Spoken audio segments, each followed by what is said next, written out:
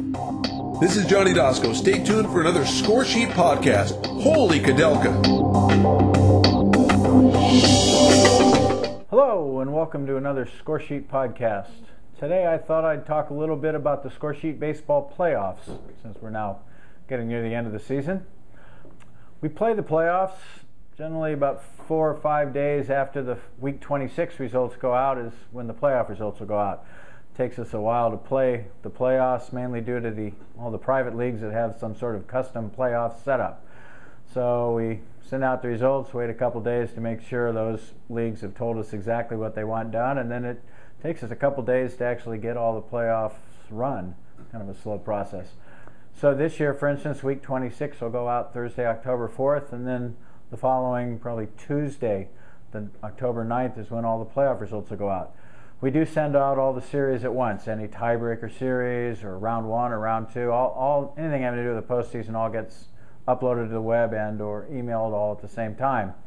If you would like to stagger seeing the results because you want to kind of keep the excitement going as long as possible, you just need to exercise your own kind of self-control and just read a series, wait a day, read another series. But for those folks that want to see everything as soon as they can, we send it all out at once. Regarding ties, if two teams are tied and all that matters is playoff seeding, if they're both going to make the playoffs anyhow, it's just a question of who's seeded higher or who wins the division, who gets a wild card, then we use head-to-head records to determine who finishes ahead of the other team. If the head-to-head records are tied, we use run differential between those two teams. If the tie, on the other hand, determines a playoff spot, if the loser of that tiebreaker is not going to make the playoffs at all, then we play a regular 7-game series using the same rules as for the regular playoffs. Use your playoff lineup, use the same stats as are used in the regular playoffs, and those tie-breaking series would also go out with the regular playoff results. They would just be the first series played, and as you read down the results, the first thing would be the tiebreakers, and then round one, so on and so forth. So that's what happens for ties. And like I said, the ties use the same rules as the regular playoffs, 7-game series, playoff lineups, etc. As far as playing time for your players in the playoffs, that is just based on how much they play in real life in the major leagues the last 4 weeks of the regular season. So if you have someone that doesn't play at all the last 4 weeks of the regular season, which this year is like September 6th through October 3rd, they're not going to play at all for you in the Scoresheet playoffs. If they play just a little bit in those last 4 weeks in real life, they'll play just a little for you. The limits are 45% of their playing time those last 4 weeks for pitchers can be used in every single Scoresheet series. For batters, it's 40%. And those limits do start over in each series, so it won't hurt you playing time-wise in the next series if in the first series you had a 7-game series instead of a 4-game series. The limits and all that do start over each series from scratch. As far as the statistics used, it's a mix of the first 5 months of the season and then the last 4 weeks of the season. So the entire season stats are used. If a player plays roughly the same amount per week in the majors throughout the season, then the September stats count equally. Those last 4 weeks count equally as much as the first 22 weeks. If a player played a lot more in September, for instance, didn't play at all early in the year, was the September call-up, then obviously his stats are just based on the last 4 weeks of the season. So I think one thing about the playoffs is team owners tend to look at a one-loss record and say, well, this team went 92-70 and this team went 102-60. Obviously the 102-win team should win the playoffs every time. But I think in both real life and in Scoresheet, using a regular season one-loss record just isn't a very good measure of how a team should be expected to do in the playoffs. I mean, for instance, in real life, I think there was 5 straight years where a wild card team won the World Series.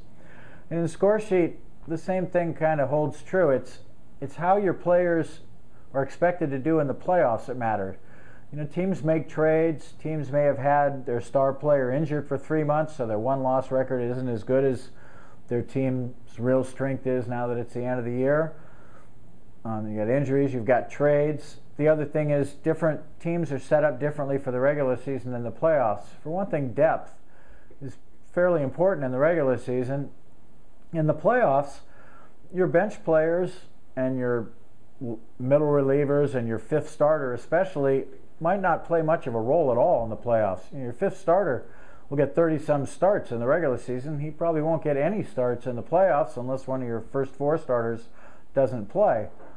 So I think that looking at one-loss record really is not a very good indication. I know that every year people write me letters and say, I won 8 more games than this other team. How did I lose in the playoffs?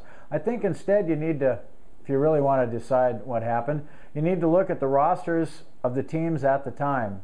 See if maybe they made a big trade, trading away some draft picks for next year's in a continuing league or something to get a good player that made their team be a lot better for the playoffs than it was in May or June. Because after all, when you look at one-loss record, a win in April counts the same as a win in September. But when you're looking to see who's got the better team for the playoffs, what matters is the roster of that team and that team's health at the end of the year, not what their roster was back in May. And then, of course, if you have a question or complaint or something, please feel free to send us a note or give us a call. But I think that kind of looking at player statistics for the playoffs is a better measure of getting an idea how you're going to do. In fact, if you belong to that Yahoo group called Scoresheet Talk, Brian Jones, who's one of the moderators of that Yahoo group, puts up a file every year that shows what players' stats are that are being used for the playoffs. He factors in the playing time, the formula we use for splitting stats and all. So you can see that, say, Chris Medlin's kind of expected ERA, or the ERA that's being used for the playoffs, is maybe 1.1 or whatever it is. You can see the exact number that the program is going to use if you go to that Yahoo Scoresheet-Talk is the Yahoo group and look at the playoff files. In fact, I'll get permission from Brian to put that up on our website at some point right after week 26 goes out and he's finalized it, and we'll send out an email to everyone letting you know where that file is. Hopefully this has made the playoffs a little more transparent for you. And like I said, if you have any questions, give us a call or send us an email. Thanks very much and have a great ending to your season.